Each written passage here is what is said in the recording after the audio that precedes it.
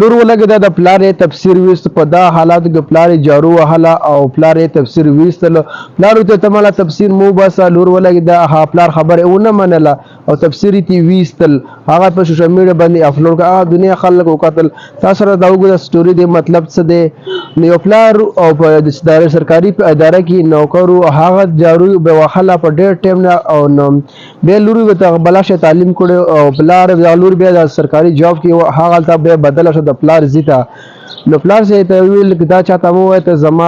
زما پلار دا زما پلار دی ځکه چې اسې نه څوک پېښوده کې ورشه مه ستا پلار ته جارو وهي او داسې چاته مه وایه نو پلار لورې ولګېده د خپل پلار لی بیا تفسیر ویست تفسیر یې ویستل په هغه بیا په سوشل میډیا باندې اپلوډ کړ هغه دنیا خلک وکتل او بیا هغه پلار ونی په هغه دغه ځای کې وګرځاوه او دا زما پلار دی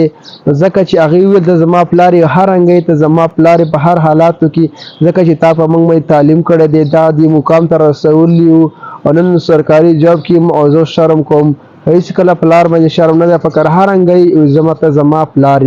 نو خو دغه جدي د پلار خبره ونه منله تفسیر یې اپلوډ کړ په سوشل میډیا باندې نو دغسې دا دغه ډېر تفسیر ډېر وار مل تاسو سره وښیم ځکه چې ډېر ښکلی مثال یې ورکړی نن سبا ډېر خلک د خپل پلار باندې شرمېږي تاسو خو به کتلي وي ځکه چې نن سبا یو ځای کې ډله کېني پلار یې خبرې کوي پلار چې بیا هغه پوته شي دا خبره به کوي ملګرو ته به دا څه کم کلو ورکات سره نه دی خبر سي بوډا سره ورکی کماړه نو ډېر خلک هم داسې تا موږ لیدلي او داسې دي نو نن سبا داسې دي چې ډېر خسته میسج ټولو خلکو ته ورکړی خپل ځکه چې دا په سرکاري په غټه نو هغه باندې او پلار یې جارو وهله نو داسې نه زما تا ته څوک پیغور د پلار ته دا خبره وکړه نجلۍ دې ته ونه کاته خپل ته د پلار تفسیر ویستل او پلار سره او بیا هغه او شومیر باندې ورکړ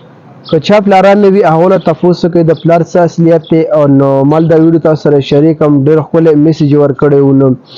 یو ځای کې یو کس بل هغه د 3 زامنو او په خپل زامنو باندې تعلیمونه یو انجینر و بل ډاکټر و نو یو بل څه شي هماغه لیر دی نو درې وړه ښه جابونه وښې ترهګانې اخیستې پلار پې تعلیمونه کړي وو نو په ټیم تېرېدلو نو پلار زامن نه مې ودونه وکړو زامن ډېر خپل ښځو سره به د بهر ملکو د چکرو باندې تله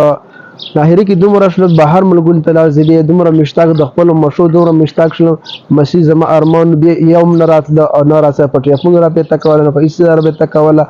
داسې خلک هم شته دي خو ښه خلک کم دي مل دا ویډیو تاسو سره شریک کړم ښکلی میسج ورکړی د نجلۍ او که دا ویډیو فیسبوک باندې ګوره فیسبوک پې سره فالو کوئ زموږ یوټیوب باندې ګوره یوټیوب چینل سبسکرایب کوئ ستاسو ډېره مهرباني والسلام